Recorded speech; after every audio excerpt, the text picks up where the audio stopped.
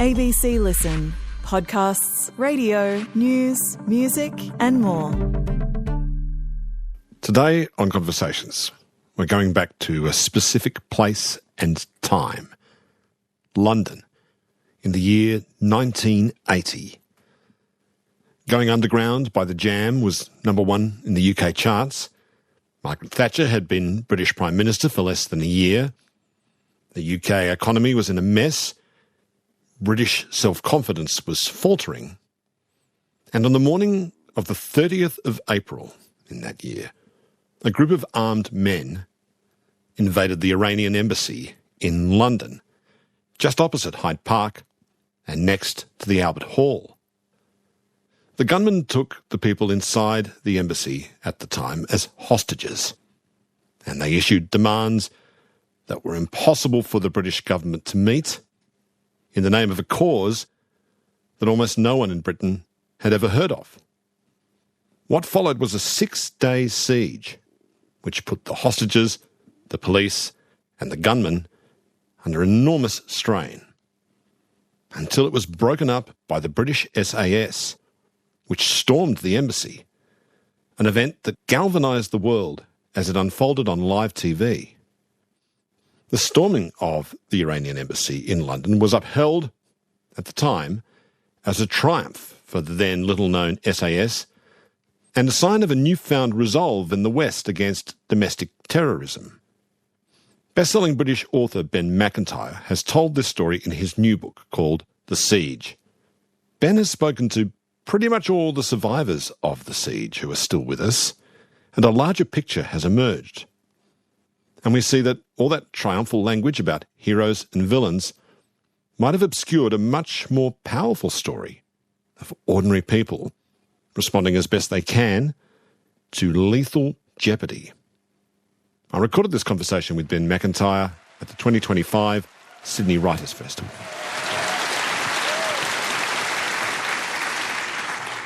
Ben, let's start on the morning of the 30th of April 1980. There was a policeman, an English bobby if you like, on duty at the Iranian Embassy by the name of PC Trevor. First of all, tell me about this man. He's going to be an important figure in the unfolding drama. So PC Trevor was an ordinary British bobby from the east of London, and he joined the Diplomatic Protection Group, the part of the Metropolitan Police that looks after embassies and maintains the premises and so on. He joined that because it was boring. He joined it because nothing ever happened. And that suited Trevor down to the ground. He was a beat bobby. And yet this story catapulted him into a situation where he had to find a kind of internal level of resilience and courage that he, not only did he not know he had, he did not want it. He did not want to be a hero. So that makes him in a way very, very special, I think. And to say, that he was guarding the embassy is a very energetic word for what Trevor was actually doing. Trevor was having a cup of coffee inside the front door, which he was not supposed to be doing. So at 11:26 a.m, he's there having his cup of coffee, and then a group of men come through the door with guns. Can you describe what happened as they came into the embassy building? Well, it was very dramatic. I mean, they were firing these submachine guns as they came in, and there was a big glass door in front of the embassy, and the bullets went straight through it, and the glass shards went straight into Trevor Locke's face. So he was, with blood pouring down his face, he just had time to press the emergency switch on his lapel to alert Scotland Yard to what was happening. So that was the first extraordinary thing, because it meant that the police were there within minutes, cordoning the place off. What the gunmen didn't know was that Trevor Locke had a gun. Now, one of the reasons they'd chosen to attack an embassy in Britain, the Iranian embassy in Britain, was because they believed that British policemen were unarmed, which most of them were at that point, but not the Diplomatic Protection Group. Trevor Locke had that gun on him. The gunmen searched everybody, all 26 hostages, but they did not find that gun. These young men were calling themselves the group of the Martyr. Can you tell me a bit about these men, who they were, and what their cause was? They were 6 young Arabs from the southwestern part of Iran. Their aim was, in a way, quite straightforward.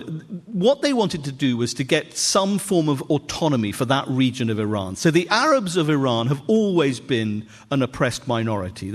By the Persians. By the Persians. So the majority Iranians, the Persians, looked down on them. They didn't have equal rights. And so there was a big protest movement among the Arabs, which had been brutally repressed, first by the Shah's regime, and then when the Shah was toppled in 1979 by the Ayatollah and his security thugs. Each of these 6 young men had lost family members in that repression, and it was incredibly bloody. And that created, as it always does in history, a violent, militant guerrilla movement of which these 6 young men were a part. So they were motivated by opposition to the Ayatollah. Why was the Iranian government, both under the Shah and under the Ayatollah, so keen to hold on to this corner of their nation that bordered Iraq? There's a very simple one-word answer to that, and that's oil. Khuzestan, this region of Iran, is where the oil is. It's where the black gold that financed the Shah's regime and the Ayatollah's regime comes from. That is why the government in Tehran was so unwilling to see more Arab self-government there, is that they didn't want and the Arabs wanted a share of that oil revenue. So in a way, it's partly about money. But Iraq is critical, because Iraq, this whole thing, is bankrolled, financed, trained by Saddam Hussein. This is an Iraqi plot. This is the Iraqis trying to destabilize the Iranians. And it's a run-up to the Iran-Iraq war, which would erupt 6 months later, a brutal, horrible war that would last for 8 years. At least 1 million people died.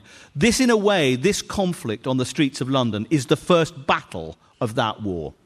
So these are all young men, and nearly all of them have been persecuted, and some of them have been subjected to torture by both the Shah's secret police and then, when the Shah was overthrown, the Ayatollah's secret police. You see, the Iraqis had put them up to this and financed it and directed and masterminded the operation. What did these young men expect was going to happen once they'd stormed into the embassy with guns? Well, their aims sound incredibly naive in retrospect. They wanted to take hostages. They thought it was only Iranian diplomats inside that building. They were going to take them hostage.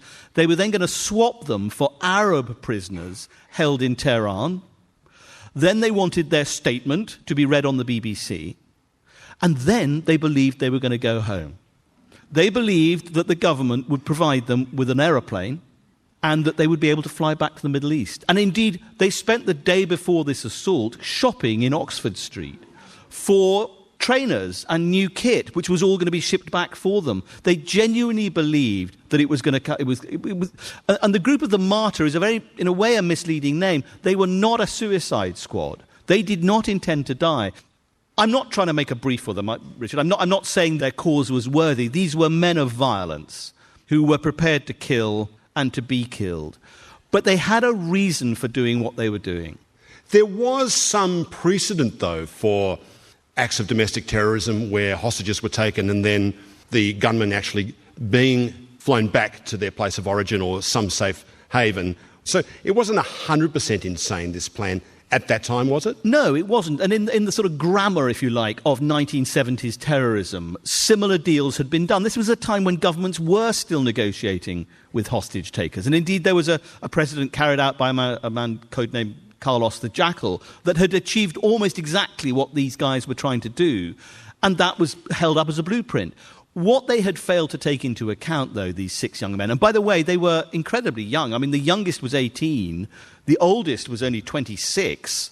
They were manipulated. They were dupes. They were idiots, actually, truth be told. They had been completely taken advantage of. And Saddam Hussein presumably didn't care about any of that. No. The idea was to effectively put these guys into a provocation and see what would happen. If they got out, fine, but if they didn't, no skin off his nose. Absolutely. It was a stunt. It was a terrorist, spectacular stunt that was going to embarrass the Iranians. That was all Saddam cared about. He didn't care if they survived or not. In fact, he didn't really expect them to survive. The man who took them to London, who gave them the guns which were brought in through the Iraqi embassy, totally illegally in the diplomatic bag, he was an officer in the security service, the Iraqi security service. And the last thing he said to them was, whatever you do, guys, don't go in before 11 o'clock in the morning. because at 11 o'clock in the morning, that was the time his flight to Paris left, and he disappeared and was never seen again. The gunman took 26 people inside the embassy hostage. Who were these hostages? What mix of people were being rounded up by the gunman? Well, this was the first surprise for the hostage takers, was that they had expected it just to be Iranian diplomats. In fact, there were all sorts of different people inside that building. Yes, some of them were new appointees of the Iranian government, but there were lots of members of staff there who had worked for the previous regime. And there were 5 Britons inside there. There were 2 BBC journalists who were applying for visas, just sitting in the waiting room. There was a Syrian journalist called Mustafa Karkuti. There was, believe it or not, a very ordinary tourist, a Pakistani tourist called Ali Gul Gahanzafar, who, I mean, there are comic elements to this story, as there are, I think, in all sort of very tense situations. But poor old Ali Gul had gone in there. He was a bit overweight, and he was very tired of walking around Hyde Park. And he'd gone in for a bit of a rest. He'd literally gone in to have a little sit-down in the waiting room. He wasn't applying for a visa or anything? He just got there to sit down? He pretended afterwards that he knew someone in the embassy, but he really didn't. He was just a bit tired. And he never really cottoned on to what was going on, because he kept saying to the gunmen, "Can I go now? Because I've got a ticket to Lahore and I really need to catch this plane." And they kept having to say to him, "Actually, it's not really like that. You are a hostage." One of the most important instructions that the gunman had was to seize the ambassador. But you're right, there was no ambassador present. The regime hadn't got its act together in those terms. The highest official there was a chargé d'affaires for the Ayatollah Khomeini's regime. Tell me about this man, the chargé d'affaires, and what happened when he realised there was a violent incident happening inside his own embassy. Well, he was a political appointee. I mean, he was there because he was an avid supporter of the Ayatollah. He really was a very inexperienced diplomat. He really didn't know how to cope with a situation like this. And the first thing he did when he heard the gunfire down below was to barricade himself into his office. And then when he thought there was a moment to get out, he ran into the corridor and then jumped out of the window at the back, which was about 30 feet off the ground. And he hit the back balustrade and was quite badly injured, and then was dragged into the room where all the hostages were being held. And of course, the hostages believed he'd been attacked by the gunman. And it was chaos at this moment, don't forget. They were being herded around these people. There were also women inside the building, and we should have, they have never been written about in this story before because they've just been ignored. But there were 5 women secretaries who, again, play a very important part in this story. So go back to PC Locke. As you said, his face was bleeding from glass cuts. You said he had a gun on him. Did the gunmen frisk him? What happened when they frisked PC Locke? They searched everybody in a rather rudimentary way. And as they were... So he had a big, long tunic on, so it was covering up the gun on his holster. And as they were patting him down, they sort of looked at him because they felt the bulge. And he pulled out a notebook out of his pocket and pretended that was what the bulge was. And they just ignored it. So he kept that gun, and for the next 6 days, he spent most of the time wondering when and how and whether he was going to use this gun. I mean, it would have been a very dangerous thing to do. They had machine guns. He wouldn't have survived very long, and I think nor would anyone else. But he realized very early on that every time they needed to go to the toilet, the gunmen would accompany the male hostages. So he realized that if he went to the loo, he would have to undo his tunic. And if he did that, they'd see the gun. So he decided that he wouldn't eat or drink anything for the next 6 days. And amazingly, he held out for a very, very long time. It's the most heroic feat of self-imposed constipation I've ever come across. How did he explain his refusal to take off his jacket? Well, he was interesting because he was an authority figure, obviously. Because he was the only person in uniform. The gunmen looked up to him in some ways as being a kind of very senior figure. And he said, I can't take my uniform off, even though he was getting quite hot by this point. And his wife, Doreen, had persuaded him to put on an extra jumper that morning. So the poor man was not only desperate to go to the loo, he was roasting inside his tunic, but he did not take it off. As you say, police were called to the scene very quickly, within 10 minutes. What kind of a command structure did they set up around the embassy on Prince's Gate? Well, they sealed it off. So this is a huge building overlooking Hyde Park. It's 6 stories, it's 56 rooms, it's a beautiful building. On one side is the Ethiopian Embassy, on the other side is the Royal College of General Practitioners. These are gorgeous Georgian houses, but they're rabbit warrens and they're fortresses. So the police sealed the whole place off. It was the biggest police operation since the coronation. They poured officers in there, and it became a complete standoff. At the same time, you've got hundreds of journalists turning up. When you say it's a fortress, how was it fortified? Well, here's another of the ironies. During the Shah's regime, the government had approached the British government and said, we're a bit worried the building may be attacked. What should we do about it? And so they brought in some experts to advise them on how to reinforce the building, and those experts were the SAS.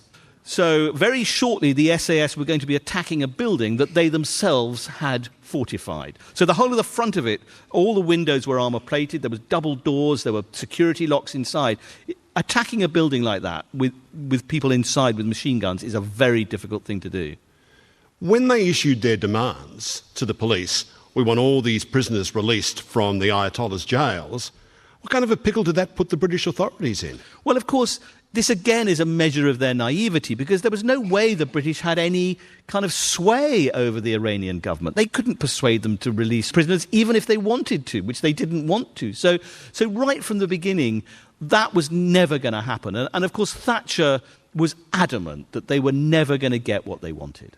They threatened to blow up the embassy if their demands were met. Did they have the capability? Do we know if they had a bomb on them, or at least a bomb that was capable of creating so much damage to the embassy? They had explosives. They had hand grenades. They didn't have enough explosive to blow the whole thing up. But the police and the SAS and the government did not know that. Right up until the end, the gunmen were saying, unless we get our demands, this whole thing is going up in flames. What they did do, however, was they set booby traps inside the embassy. So they soaked lots of the areas in paraffin and so on. So they were prepared to burn it to the ground. At 3 p.m. that afternoon, Margaret Thatcher convened a meeting of a special cabinet group that was known as COBRA. Tell me what COBRA was. Well, it actually stands for Cabinet Office Briefing Room, rather boringly. But it's a very sexy name. It's a very sexy name. Yeah. They love Cobra. They much prefer it's like a coiled snake ready to go into action. So that is the emergency meeting, and that is a gathering, and it happens in moments of crisis in the UK now. So that's the heads of the intelligence services, the chief of police, the head of the army. It's the top brass, and it's chaired usually by the Home Secretary, in this case Willie Whitelaw, but actually the person in charge of running it was Margaret Thatcher. Right from the beginning, she was the person calling the shots. Now, in the back of everyone's mind in that room, of that group COBRA, is the parallel embassy crisis that's playing out in Iran at the same time. And I remember this is what made this whole thing so confusing at the time, because previous to this, a group of militants in Tehran had invaded and taken over the US embassy in Tehran and were holding the people inside that embassy hostage as well. But this was the Iranian embassy in London. Was it a bit hard for everyone to get their heads around what the hell was going on in London? Absolutely. I mean, plus the fact that no one in the Metropolitan Police had ever heard of Khuzestan or this Arab minority sort of uprising there. And yes, 6 days before, the American Special Forces had attempted to liberate those hostages in Iran. They had sent in helicopters, and it was a disaster. The helicopters crashed on takeoff. Several American servicemen were killed. It was an absolute catastrophe. But many people assumed that this attack on an embassy must be a kind of reciprocal attack for that one. And indeed, lots of Iranian students turned up outside the building demonstrating and chanting down with the CIA, because they assumed it was a CIA attack on this building, which of course it wasn't. It was all done by the Iraqis. So there is mass confusion going on everywhere. Margaret Thatcher's in this room. She's been Prime Minister for less than a year. What considerations are playing through her mind at the outset of this crisis? I think she knew that this was a make or break situation for her, that if she handled it right, and it worked out for her, that it would be... She was a very adept politician. Whatever you think about Margaret Thatcher, she knew what she was about in that respect. So I think she knew that if it went well, that it was going to reinforce her grip on power. She also, I think, realised that if it went badly, and she was warned that there was a high likelihood that everybody in that building was going to die, if that happened, then her premiership was going to come to a very early end. So it was understood that dealing with the hostage crisis was going to be a police operation at the outset. But as a last resort, if someone was shot, if shots rang out, the military would have to be involved, and the military meant, in this case, the SAS. How well known was the SAS in April 1980? Well, this is one of the things that I hadn't realised until I started looking into this story, is that the SAS was virtually unknown at this point. One person in 100 would ever have heard of them. They operated in an entirely clandestine way. But they had been training. So for 8 years, ever since the Munich hostage crisis, the British government had had a squadron of SAS on permanent standby to deal with a hostage crisis like this. And there's a very obscure element in British law called military aid to the civilian power, when in circumstances where the civilian authorities can no longer cope, they can call in the troops. If you like, it's a sort of temporary imposition of martial law. It had never been used before this event. And to my knowledge, it has never been used on mainland Britain afterwards. It's the only time that the police handed over to the SAS, said, you deal with it. The expectation of the gunman was the whole thing would be resolved in a couple of hours. But then night falls, the poor terrified hostages are cowering, they're sleeping on the hard floor of the embassy. Day 2 of the crisis arrives, and the SAS set up shop in Regent's Park Barracks, very nearby, and in the building next door. The world's media was camped outside. Did they twig to the fact that the SAS had arrived, particularly, I suppose, if no one knew what the SAS was? Did they notice any sign of this? No, they had absolutely no idea. And believe me, they were trying to find out. I mean, as a journalist, you'll know, Richard, everyone was falling over each other to try and get the real story. They didn't spot the SAS sneaking in at 3 o'clock in the morning and effectively setting up what was a military camp right next door. One big problem they had was a lack of intelligence about how many people were in the building, who was where, what their faces looked like, all of that sort of thing. The gunmen had released one woman hostage who was very unwell. Then they released one of the BBC men, Chris Kramer, the journalist you mentioned there, who was very ill with stomach cramps. What was he able to tell them once he was allowed to leave the building? Well, you say he was very ill. I mean, he was ill. He wasn't quite as ill as he pretended to be. He worked out that if he could convince them that he was at death's door, that he could get out. Now, he never forgave himself for that. He thought that it had been an act of cowardice when he looked back on it. I don't think that's necessarily true. I think many of us, given that opportunity or having had that idea, might think this is a way to get out. And he was able to tell the police or to give them an idea of what was going on, because by this point, the gunmen and the hostages had begun to talk to each other. And the gunmen had begun to explain what their cause was, why they were there, what they were doing. And you got a bit of Stockholm syndrome was beginning to develop. So he was able to explain more or less who everybody was in the building. I mean, he didn't know for sure, but it was the first time that the police began to get a sort of clearer idea of what was going on. How was MI5 then able to install listening devices into the embassy? Well, this is one of the great resources for this book, was the fact that the police authorised what they called an audio assault on the building, which literally meant physically drilling probes from either side into the building. So the walls are about 2 feet thick, and they had to use hand drills to create these very, very small holes and then insert things that they looked like surgical probes, but with a tiny microphone at the end. And if they could get it right and get that at the right point in the wall, they could hear what was going on inside. At the same time, they were dropping bugs down the chimneys of there were 16 chimneys on this building, and by the end of it, every fireplace in that building had an audio bug hanging inside it, so they could try and hear what was going on. And I've heard some of the recordings, and they're extraordinary because you hear this sort of strange cacophony of voices in different languages taking place inside. But they were beginning to work it out. But the whole audio assault was a bit of a problem too. And I see you're smiling because there's a sort of, again, a weirdly comic element to this, which is that these hand drills made a very distinctive squeaking noise. And the lead gunman heard this squeaking noise and began to panic. So he summoned Trevor Locke and said, Mr. Trevor, come and listen to this noise. And Trevor Locke came and sort of listened to it and said, I think you've got mice. Which, of course, was complete nonsense, and everyone knew it was complete nonsense. But so the police overheard that conversation and realised that these drills were creating a problem. So they decided that the best way to cover a small noise is to make a very big noise. So the first thing they did was to contact the gas board and persuaded the gas board to provide 2 men in overalls with very large pneumatic drills who came and began digging a very large and completely unnecessary hole right in front of the embassy. And the noise was absolutely deafening. Everyone was being driven mad by this thing. So they stopped doing that. And the next thing they did was even stranger. They contacted the Civil Aviation Authority at Heathrow and persuaded them to divert planes going in and out of Heathrow so that they would fly low over the embassy. So every time the MI5 technicians heard a plane coming, they'd drill away like mad into the walls. And as the plane sort of disappeared over the horizon, they'd stop. But amazingly, they did end up with this incredibly detailed picture of who was who and what was what inside there. You know, if you're the novelist writing this story and you go, I know, they're going to conceal the drilling noise by saying it's mice, then they're going to bring in low-flying aircraft. Well, you're selling 5 copies of it on Amazon, aren't you? I mean, absolutely. It's just in a wacky. way, that's what I love about these stories, is the more absurd and unlikely the reality, the more real they become. The SAS managed to get on top of the roof of the embassy and they found a skylight there. What options did that offer the SAS? Well, so at this point, the SAS is beginning to draw up plans of what became known as Operation Nimrod, which was what they would have to do if they were going to have to storm this thing. And so, having found the skylight, they realized they would be able to insert people right at the top of the building. So one of the options they were looking at was a nighttime assault.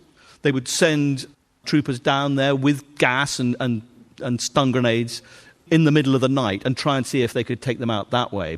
But a whole range of different options were being looked at.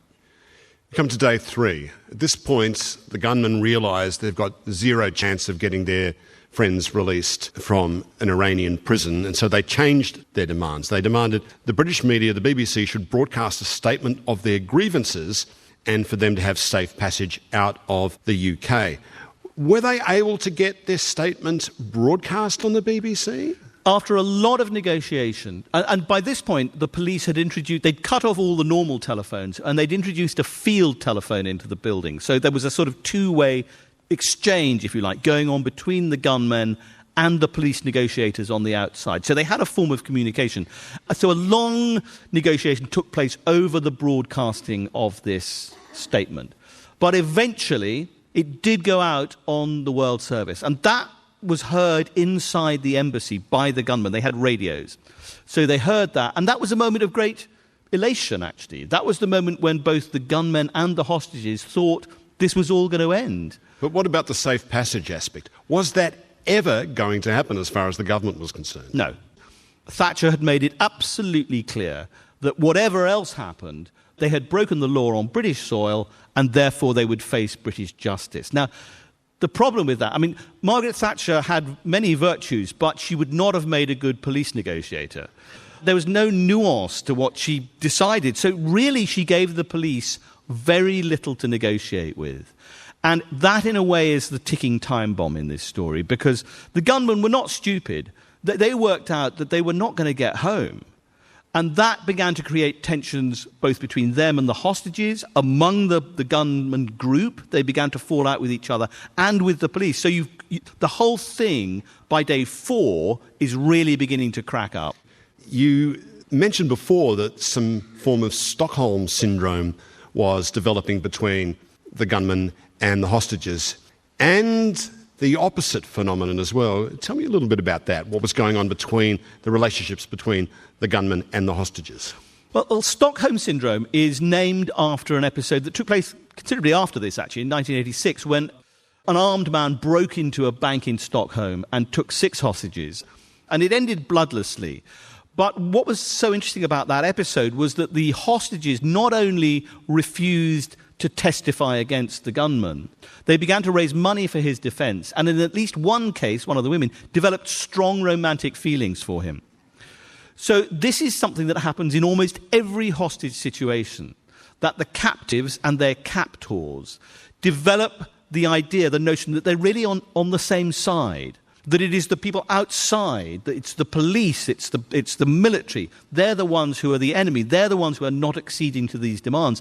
And this began to happen very, very quickly in the embassy. But also the flip side, which is a thing called Lima syndrome, much less well known, again named after a hostage-taking incident. But in that episode, the gunmen developed such a strong liking for the people they had taken hostage that they could not go through with their threats.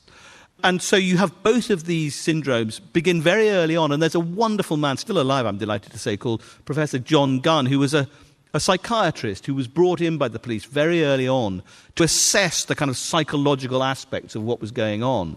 And his description of the relationships that were developing inside that building is absolutely fascinating, particularly actually between the women and some of the younger gunmen. What kind of a relationship? Well, there was a sort of... Motherly? Yes, motherly. I think that's a very good way of... there was a certain flirtation between, believe it or not, between one of the younger secretaries and one of the gunmen. I mean, it was perfectly benign, I think, but it just evidence of the way there was a closeness developing there, that they were beginning to see these young men as victims in some ways. They began to see them as being sort of hapless people who'd been manipulated into this. How about PC Locke, who's got the gun still concealed in his jacket, and the leader of the gunmen, the man whose name was Tawfiq? What kind of a relationship did they develop? Well, they were also developing a sort of grudging mutual respect. I mean, one of the more extraordinary things that happened was that the gunmen began to trust Trevor Locke as a kind of interlocutor with the police and with others. And at one point, they heard sounds in the basement. And they said to Trevor, Mr. Trevor, we think we're about to be attacked. Go down and have a look, because they trusted him. So he went downstairs and he looked around. And I think this is one of the most extraordinary moments. Trevor Locke could simply have opened the front door and walked out. He could have saved himself at that second. It never crossed his mind. It never occurred to him that he could have saved himself. He went down there, listened around, came back up and said, Tawfiq, there's nobody down there, we're all fine. So that's even more heroically, he could have walked out the front door and gone to the toilet. Gone to the loo, exactly. Absolutely. That must have been highly tempting.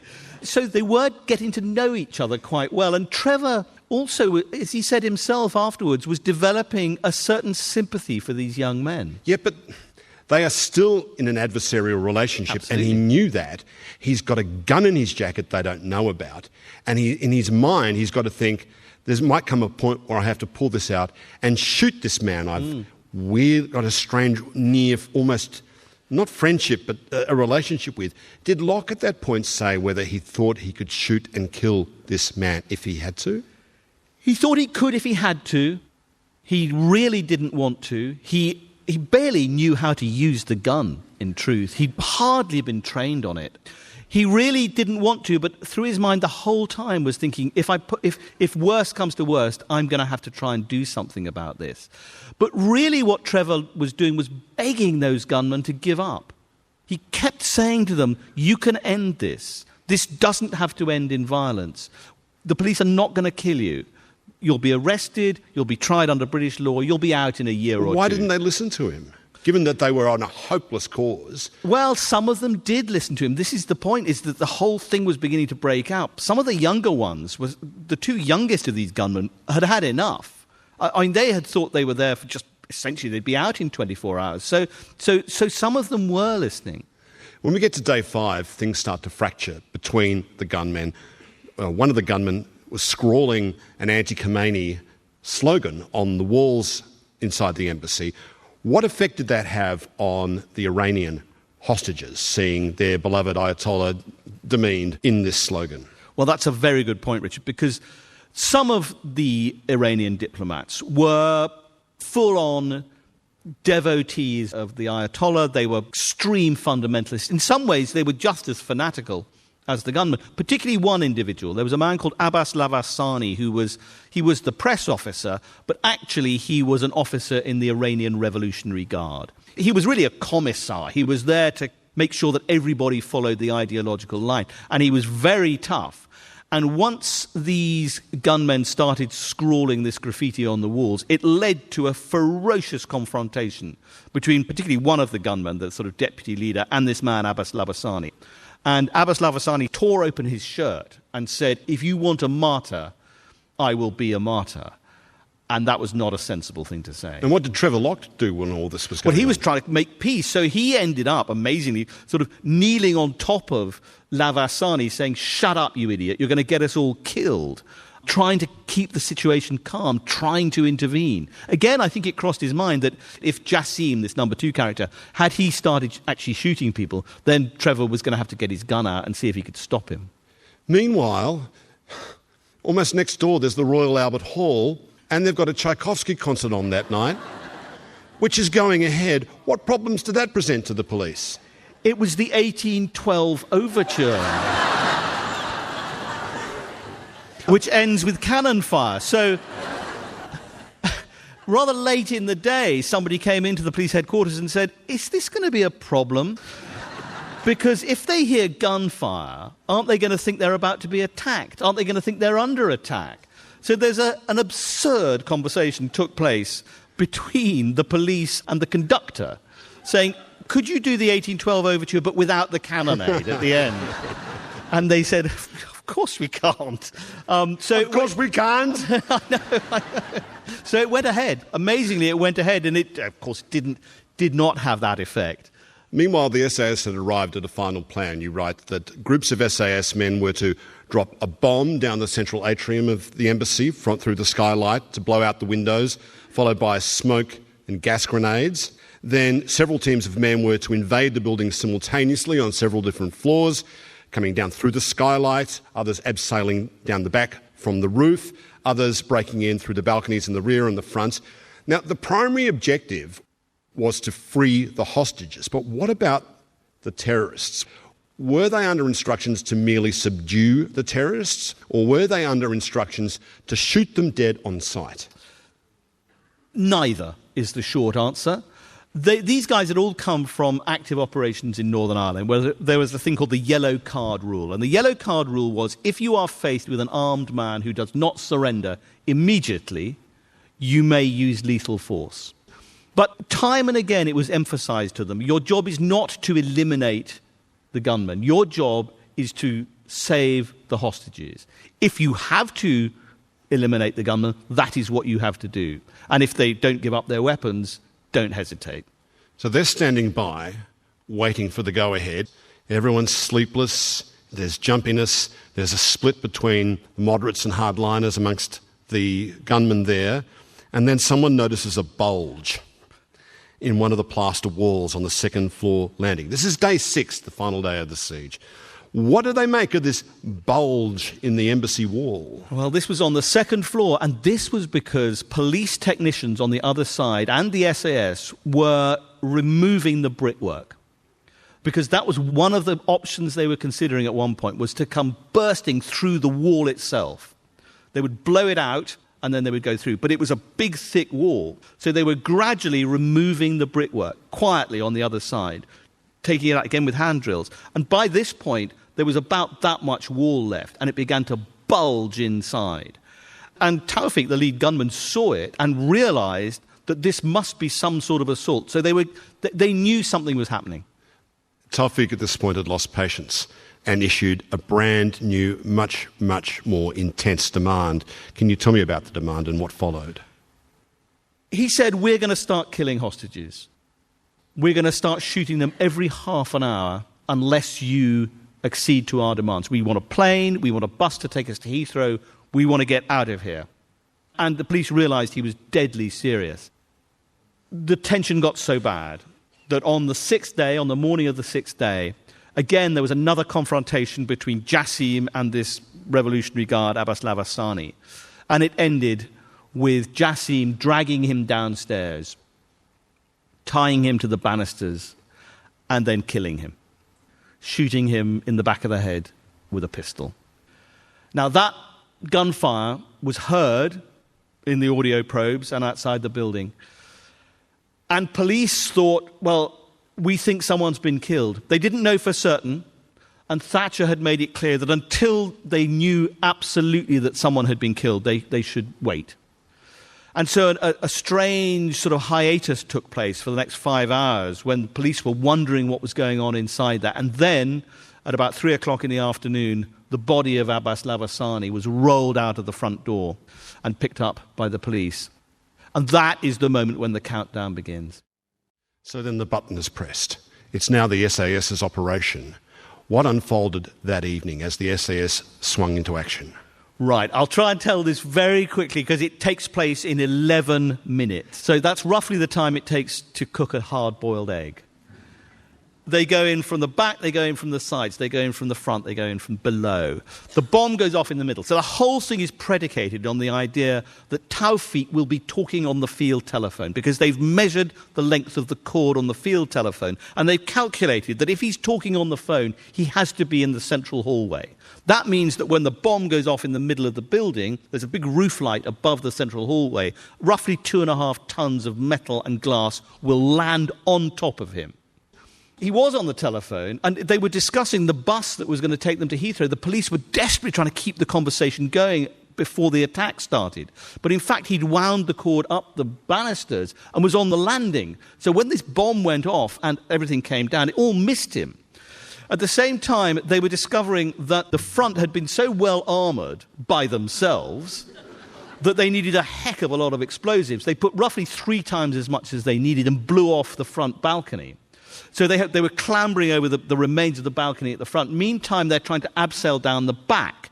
They got 3 guys down who threw in thunder flashes. The room burst into flames. A man called Tom Morell was the leader of that group, had got halfway down and his abseiling gear jammed.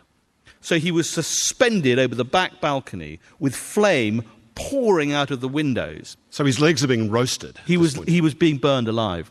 But amazingly, somebody from above managed to cut the rope, so he landed very, very hard on the balcony and kept going.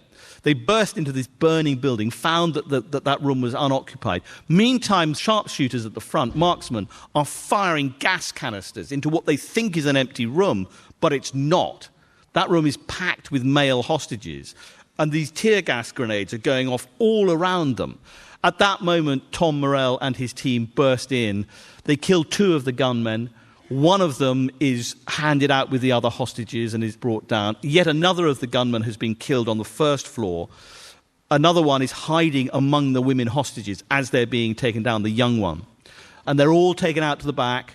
They're all handcuffed. Everyone is handcuffed because... Even the hostages? Even the hostages, because the police don't know who are gunmen and who are the hostages. The one gunman who survived, a man called Banavi Nejad, had hidden himself among the women. He was 18 years old. And at this point, one of the other hostages, Sim Harris, who was one of the BBC guys, spotted him among the hostages and said to the SAS, "That guy's a gunman. That's a terrorist. Grab him." The SAS seized him, picked him up. Some of the eyewitnesses believed that he was going to be dragged back inside the building and finished off. Many officers say that would never have happened. But the women hostages, who had not been plastic cuffed yet, believed that he was going to be killed. And they gathered around him. They literally clustered physically around him and said, "Don't kill him. Don't kill him. He's our brother. He's a good boy." And that, I think, probably saved his life. Meanwhile, Tawfiq, the leader, he's with Trevor Locke. Trevor Locke's still got his gun, and it's finally Trevor Locke's moment. Yeah, they are locked in a death grapple on the floor of the secretary's office. And what's he saying to Tawfiq? He's saying, "You idiot, you stupid bastard. Why didn't you give up? Why didn't you listen to what I was saying?" And at this point, Trevor Locke had managed to get his gun out. So he was holding the gun to Tawfiq's temple, thinking, should I kill him? Do I have to kill him? And at that moment, 2 SAS guys burst in through the door. They see Trevor Locke fighting on the floor. They say, "Get out of the way, Trevor." He rolls away, and they kill Tawfiq dead with 3 bursts of machine gun fire. At the end, how many hostages had been killed? In the end, 2. Abbas Labasani, who was murdered on the ground floor, and then another of the hostages, another of the Iranian diplomats, was killed in the crossfire. It's still amazing to me, and I think it's pretty amazing to the SAS, that not more people were killed in that assault. There were bullets flying everywhere. It was pitch dark. There were gas grenades going off. Jassim, this very radical one, had begun spraying the hostages with machine gun fire. Some of them were very, very badly injured, but nobody else was killed. And among the SAS, just one of the troopers shot off the end of one of his fingers. How many of the gunmen survived? 1. Banavi Nejad, the youngest, 18-year-old, the one who was protected by the women, he was taken away. He was charged under terrorism offences, and he served 26 years in prison. He's now released. He still lives in the UK. He lives under a different name. He can't go back to Iran. There is a death sentence probably waiting for him there. What was the response in the Cobra office when they realised the operation had been very largely successful? Elation. People broke out the whiskey, which always seems to turn up in political offices when there's something to celebrate. So, no, they were absolutely thrilled. One of the ironies, though, was that they never thought to turn on the television. So while the rest of the country was sitting agog watching this stuff take place on live television, almost the only place that wasn't was the Cobra emergency room, because it just never occurred to anyone that it might be sort of on live television. I remember that episode very vividly. I was 17 years old. I was watching the snooker. It was the World Embassy snooker final. It was Embassy because it was Embassy Cigarettes sponsored it. It was down to the last two frames. It was Alex Hurricane Higgins against Cliff the Grinder Thorburn. And it was terrific. And suddenly the screen went blank, and the commentator, and this I think is one of the great segues in sporting history, he said, "And now we go from one embassy to another."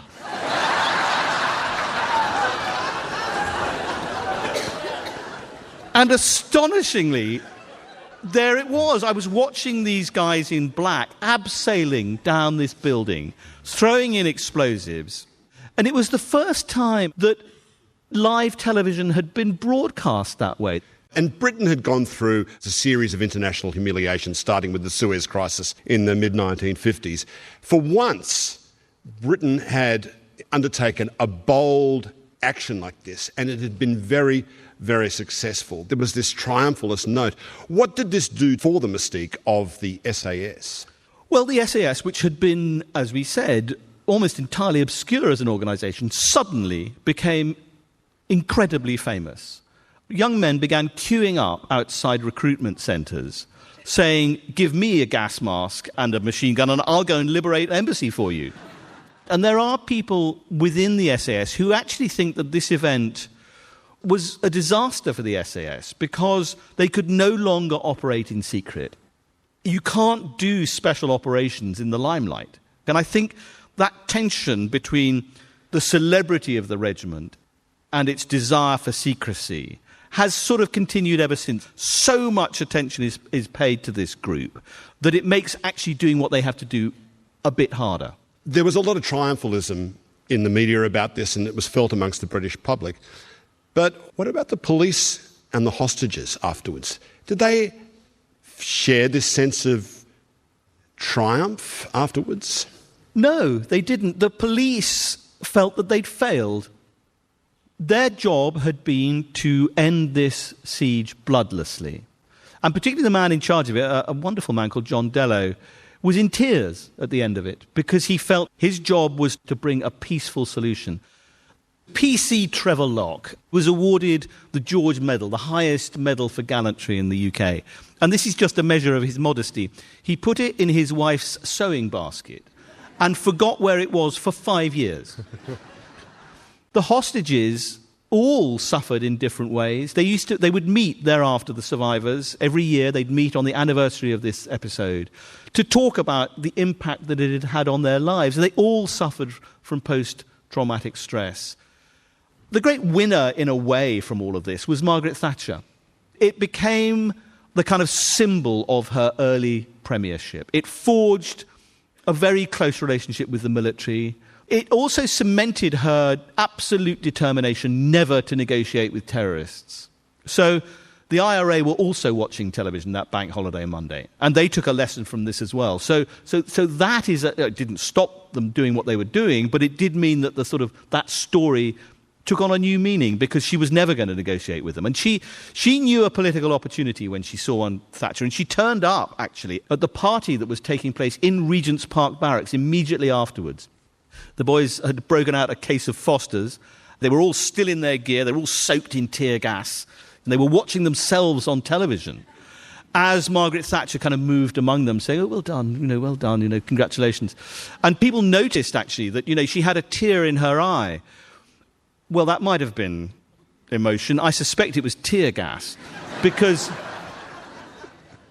Thatcher knew exactly what she was doing. And there were a whole series of photo ops with the SAS thereafter, and it really did become a sort of leitmotif for her premiership. But it was a big gamble. Had it gone wrong, had it been 40% casualties, as she'd been warned that it might be, her prime ministership, I suspect, would have come to a very early end. And, of course, Margaret Thatcher, being Margaret Thatcher, couldn't resist calling up the White House, which had just failed to liberate its own hostages, and saying, if you ever need any help, dear, we're absolutely here for you. She was the big winner. But I thought this was going to be a book about a sort of tough guy kind of adventure story. And there are elements of that. There is extraordinary courage in this story. But it actually turned out to be a book about ordinary people and what very ordinary people like Trevor Locke and the BBC sound man and the others that get trapped in this situation, how they tried to cope with an appalling situation over which they had absolutely no control. And I found myself asking myself the same question. We all like to think that in those sort of circumstances that we would acquit ourselves in a way that would do us credit. But you don't know that. What would you do in this circumstance if you found yourself in that embassy on a bank holiday Monday in May? Ladies and gentlemen, please give a huge thank you to Ben McIntyre. Thank you very much. Thank you.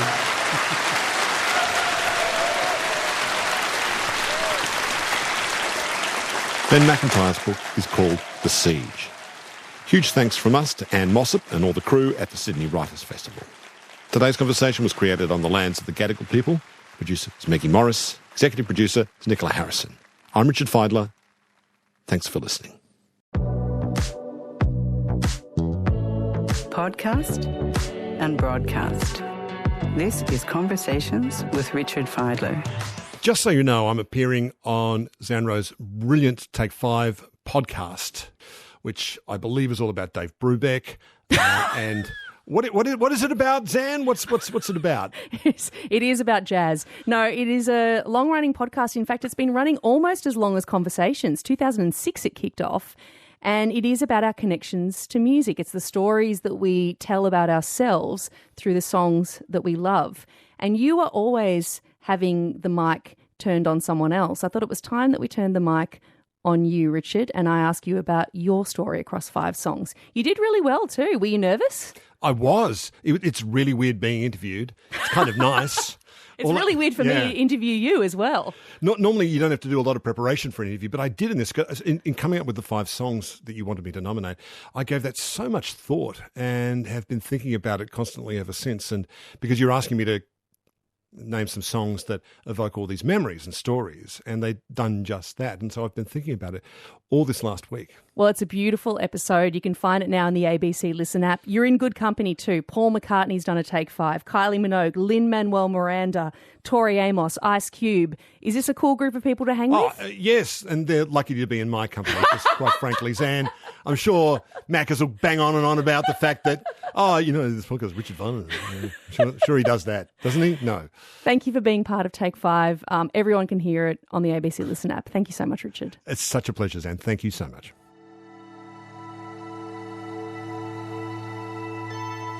You've been listening to a podcast of Conversations with Richard Feidler. For more Conversations interviews, please go to the website abc.net.au/conversations.